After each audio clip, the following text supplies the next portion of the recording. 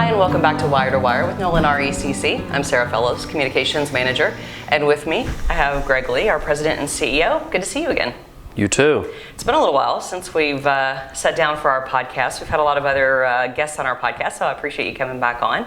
Yep, no problem. We have a particular topic today, and we've addressed some of it, and we're going to kind of revisit a little bit of that, and then the rest of it is something we really haven't talked about, so we really wanted to dig into this for our members to let them know a little bit more about curtailment is what it's called, but we'll get into that in a little bit. What we have covered before we're going to start with is kind of where we are in the grid. So people have heard of the term, the grid, the electric grid. Kind of a real quick recap on what that is and where we fall into that as a distribution co-op. Yeah, so Nolin RECC is an electrical distribution utility. So basically everything from the meter on a person's home, residence, business, etc., all the way back to a substation is the infrastructure that we are responsible for. From the substation back through the transmission lines to the generation facilities is what East Kentucky Power Cooperative is responsible for. They're considered a generation and transmission utility, and we have a wholesale power agreement with them, and we purchase the power that we then sell at the retail level from them. East Kentucky Power is a member of PJM, which is a regional transmission organization that balances the wholesale supply of electricity across a pretty significant region of the United States, kind of ranging from the mid-Atlantic area and stretching out through parts of the Midwest. And so what that does for us, and we've explained this in a podcast before, but in terms of reliability and just a larger system to pull from, explain a little bit about what that does, being a part of that larger transmission organization. Well, so one of the good things we have going for us here, we'll just start from at a person's home or business and work our way up through the infrastructure system. Nolin has a very resilient system. We spend a lot of intentional time on system maintenance, sound design, doing our very best to manage vegetation issues, which are a major concern in this particular part of the world. Right. So we might not have our best day every single day, but by and large, Nolin is one of the most resilient systems in this region, if not across the country, in terms of distribution utilities. East Kentucky Power is well positioned in the grid because they have their own generation assets. They have a pretty robust transmission system, and also because they are a part of PJM. So East Kentucky Power has not only good operational resiliency, but they also have a good financial hedge against variable market conditions, because not only can they purchase and sell power to and from the PJM marketplace, but if all else fails, they have generation available that they own and operate that can sustain Nolin and the other 15 cooperatives that purchase power from them. So the reason we're really bringing this up, this is grid resiliency, and kind of just the larger topic of the electric grid is really becoming a topic that people are starting to notice. 5-10 years ago, it might not have been something that anyone had ever really even thought about, but there's been a lot more talk about it lately. And so we wanted to kind of relay that foundation of, we are in a resilient system. We have, a large amount of assets to pull from in terms of being able to deliver power. And so that piece is kind of foundational. But there are times when circumstances bring about things that we can't control, but we do have to respond to, and East Kentucky has to respond to. And that's where curtailment comes in. Mm-hmm. Curtailment is a word that I wouldn't have had any idea what it was until I got into this business. So talk just briefly, like, what is that, and kind of how does that, well, we'll talk about demand too, but kind of just what is curtailment? We'll start there. So as I mentioned, Nolin and its members are well postured for severe weather events that may require a high demand of electricity, meaning a lot of supply is needed in order to provide the amount of electricity that everyone needs at a given point in time.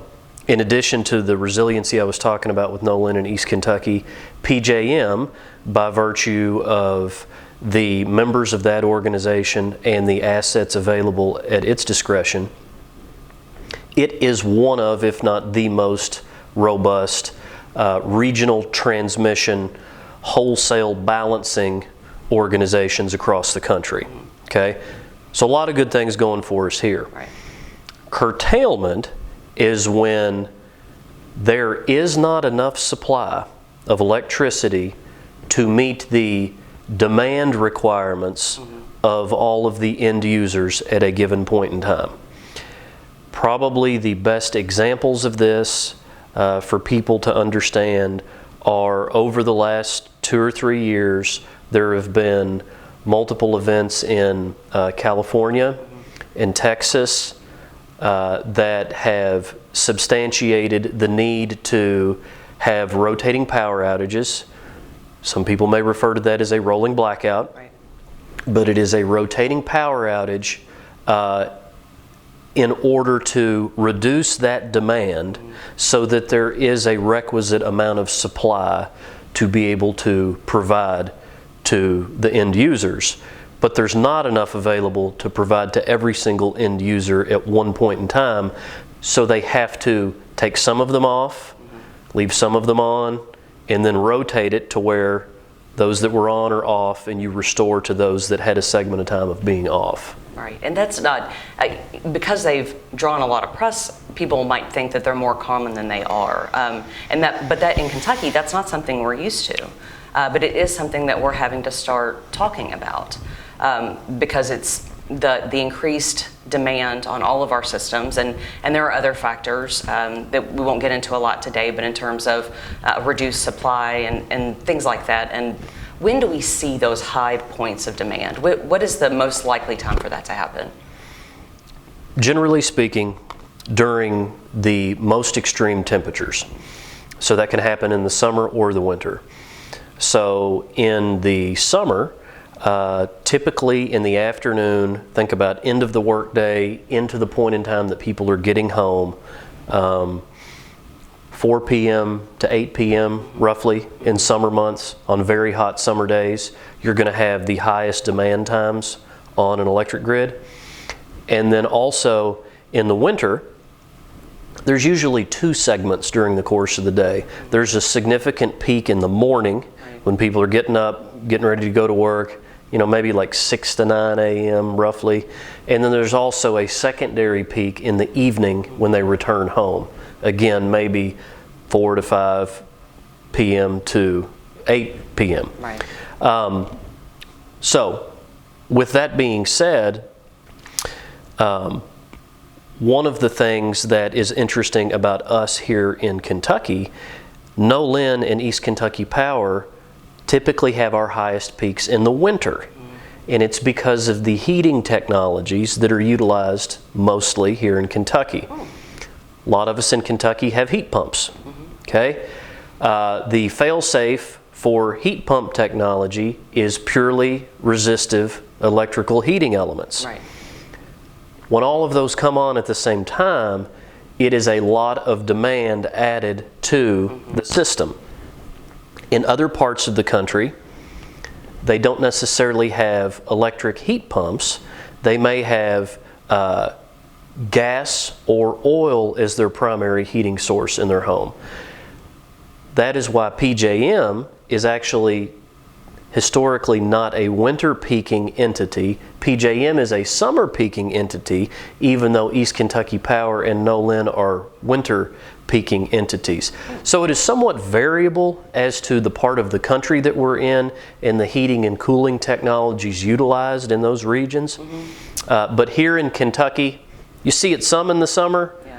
Mostly the concern for us locally is going to be in the winter, and that is when we're going to have to safeguard against those major temperature extremes causing those demand spikes. And so recently we've had that kind of a situation that was really building to a point where there was some concern. So around Christmas time, I think it was Christmas Eve, we had those sustained temperatures, and I'm sure everyone remembers several days of very, very low temperatures.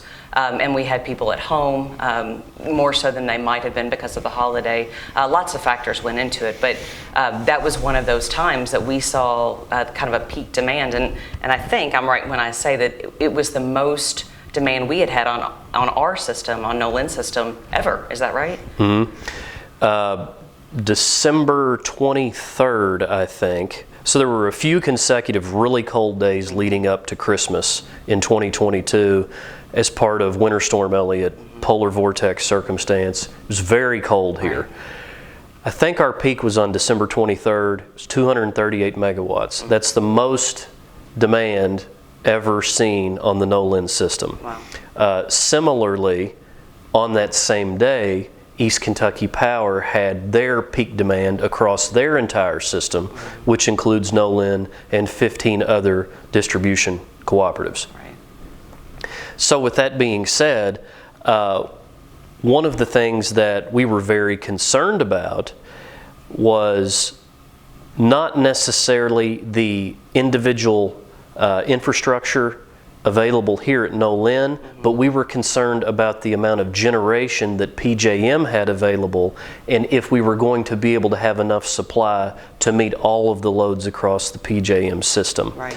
Now, fortunately, it didn't quite come to that point, but it was close enough we were legitimately concerned it may be an action that we would need to take to at least consider rotating power outages on a short-term basis to keep the demand down below a threshold that there was available supply.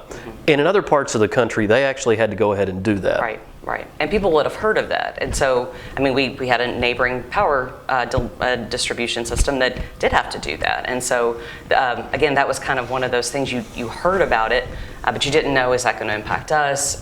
You know, there's an outage, but for an unrelated reason. It was kind of a confusing time. And that was one of the reasons why we really wanted to get out in front of this winter season to talk a little bit more about this, in case this is something that comes up again.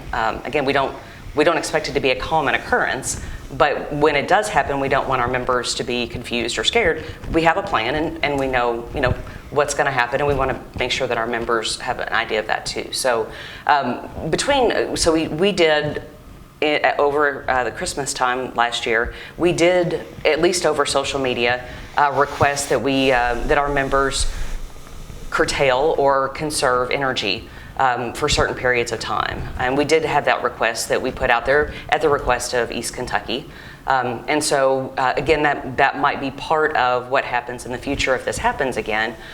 So that's part of a voluntary curtailment. Can you talk a little bit about, you've talked about rotating outages, which is kind of more of a mandatory curtailment, but a voluntary curtailment can be part of that too, but that's a step before that. So when concern proliferates that we may not have enough supply for the demand, the first line of defense is the end users.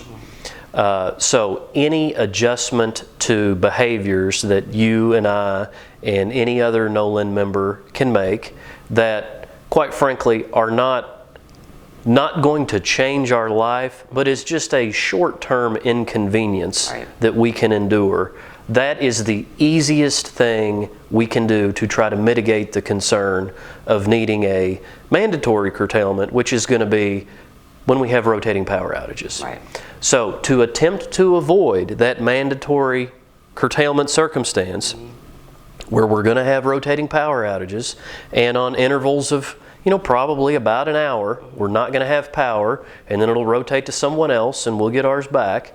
We can avoid that potentially by doing things like setting our thermostat back. Yeah, a lot of us probably like to have it at 70 or 72. If we could live with it being at 66 for a few hours, at most a day, that'd go a long way, okay? Whenever we evoke a volunteer participation in a curtailment, maybe not take a hot shower so that there's more demand on your water heater. Right. That'd be something that, that we could probably wait a little bit on. If you have an electrical clothes dryer, don't dry your clothes. Right. If you have an electric stove or oven, maybe not cook at that moment. And then, like I said earlier, anything with purely resistive heating elements in it. Right. Space heater. Space heaters That's are awful. that's really bad. Yeah. Clothes iron, hair curling iron, all of that stuff. Anything that produces heat, it uses a lot of electricity. Right. We could forego those for a short period of time. And that's really going to make the biggest difference on reducing the demand. Yes, turning your lights off when you're not using them, things like that, that helps too. Right. But with the lighting technologies available now and many electronics, those things utilize such a small volume of electricity, Right. it's going to make almost a negligible difference in the big picture relative to not using these items that are purely resistive and create a lot of heat. Right. And we're not asking people to not do it ever, just again for a period of time. Yes, short period of time. And we'll be clear when we communicate with our members about when that time period is. And I think it's a really important point to remember that when you use electricity matters. And that's what we're asking. You know, if you have a dishwasher, set it to run overnight, maybe when there's a lot less demand on the system. So just Right. kind of shift your habits, not necessarily, you know, don't not cook. We're not asking you to not cook. We're asking you to not cook during this time frame. Yes. Or use a crock pot or whatever. For a short period of Right. time during a peaking circumstance. Right. And we do have some industrial loads that as part of their contract, they have curtailment measures too, but that's something that Nolin deals with them specifically on. So it's not just our residential members. Right, that's correct. We have a couple of organizations that participate in a service interruption tariff rider, and if certain circumstances permit that we have a high demand situation and we're concerned about supply, we can call upon them to reduce their load, and that is part of their contractual obligation with us.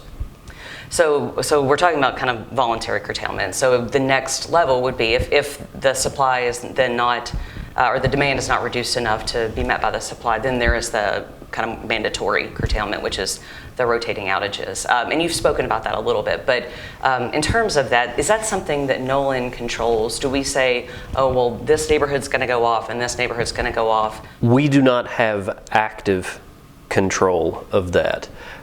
East Kentucky Power, which really is the level in the supply chain that makes the most logical sense to dictate these decisions from, but East Kentucky Power has a rotating power outage plan that implements Nolin and the other 15 co-ops that receive power from East Kentucky.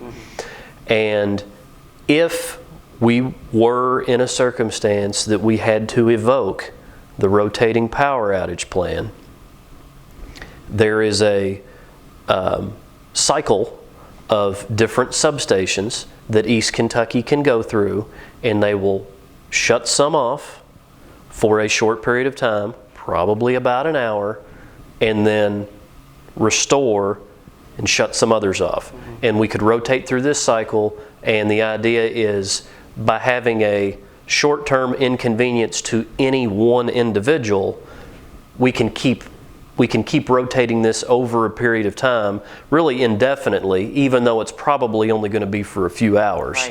Right. But that would be able to keep the demand below the supply threshold so that rotating power outages or rolling blackouts didn't turn into cascading blackouts, Right. which for the people sitting at home is really the problem. If you do not take these aggressive active actions to reduce demand, Right. if there's not supply, the system's going to make those decisions for you, and a lot of stuff's going to trip offline. Right, and there could be damage to the system. Lots of damage. Right, so we're not just, it's not just about inconvenience. We're trying to maintain the integrity of a system that will continue to deliver our power beyond that. So, correct. For a few moments or an hour, we're inconvenienced, but then it helps a much larger picture. That's right. We're able to do that. Okay. So I think that kind of covers the big picture of that. You've talked a little bit about what our members can do, really specific things that they could do. And they may be asking themselves, how am I going to know? And I think that's a really great question, how we're able to communicate with our members, because we can forecast, we'll know a forecast for a week, but until a day or two before negative whatever, we may not know exactly if that's going to put a strain on the system. So we don't always have even a lot of lead time, but we do have a plan in terms of how we're going to communicate that. Do you want to talk about that at all? It is more likely than not we are going to be able to reasonably anticipate when we're going to have a significant concern associated with high demand. Therefore, this is really mostly in your area of expertise, but you're going to take proactive measures to communicate to the membership, this is a week or this is a weekend where maybe we're a little bit on guard to take some minor actions upon request to help us manage the situation. It is possible, if there are failure of generation assets to start or some of those trip offline, it is possible that a rotating power outage plan may need to be utilized without hardly any notice at all. Right. Again, that is the less likely scenario. We can usually project and anticipate these things occurring, and we would be able to give the members the opportunity to help us as that first line of defense before more problematic counteraction needs to take place to mitigate a much larger concern. But you're going to do that through social media. We're trying to set the stage and educate everyone on that now by doing things like this podcast, by some your CEO column. The Kentucky Living article that's going to be coming out in October, trying to get people ready. Don't think that this is going to happen. Hope it never does. Right. But it's just a reality that we all need to understand and accept, that the demand on the system is increasing every day. Right. And there are other factors involved with the availability of generation assets. And these two things, they're kind of working against each other right now. So it's going to make having a plan for managing these challenging circumstances a very important thing, whereas here in the United States in the past, this isn't really something we ever had to think about or worry about, which is a blessing. We're still blessed to be in the situation that we're in. Right. We just need to have a plan. Right.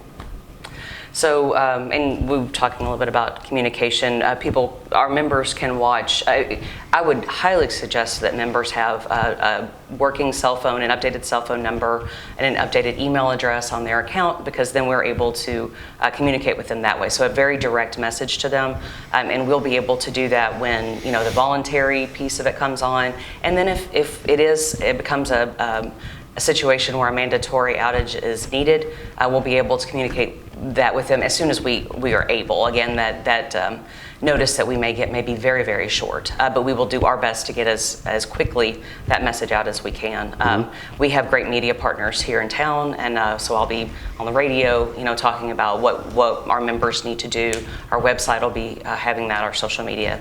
And so we will use any channel that we've got readily available to us quickly to be able to communicate with our members. So, I would say if a member knows, we've got a pretty cold spell coming up, maybe start listening for that. Maybe start, make sure you're following us on social media. Make sure you're checking our website or listening to the radio when those circumstances come to pass. So, is there anything that we've missed? Anything else that you'd like to talk about before we wrap up today?